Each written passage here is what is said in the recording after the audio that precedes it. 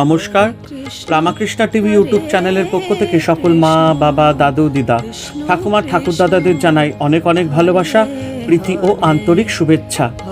সবাই ভালো আছেন, ভালো থাকবেন।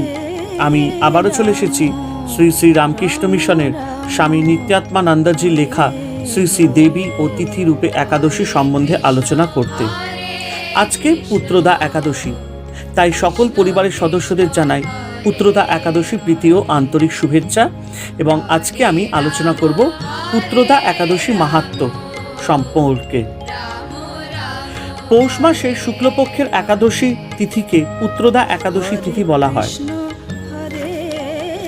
বিশেষ অর্থে বলা হয় যে একাদশী দেবী নিত্যানিত্য বস্তু বিচার করে তার সমীপে আগত ভক্তের মনে বৈরাগ্যের জন্ম দেন এবং জননীর ন্যায় সর্বদা কাছে থেকে আধ্যাত্মিক বিপর্যয় থেকে রক্ষা করে নিত্যধামে পৌঁছে দেন।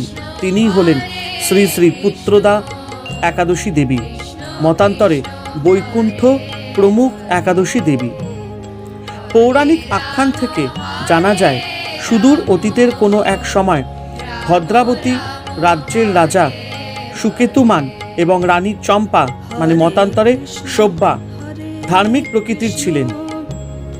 প্রজাদের নিজের সন্তানের মতো দেখতেন, কিন্তু পরম্পরাগত রাজকার্য পরিচালনার জন্য বিশ্বস্ত পুত্রবৎ কর্মীর অভাব ছিল, যা লৌকিক দৃষ্টিতে নিঃসন্তানেরই নামান্তর।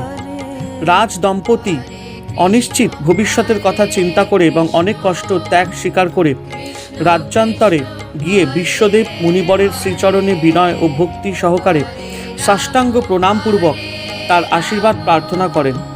তদন্তর মুনিবরের পরামর্শে রাজ দম্পতি শাস্ত্রীয় বিধি নিষেধ মেনেই এই একাদশী ব্রত পালন করেন।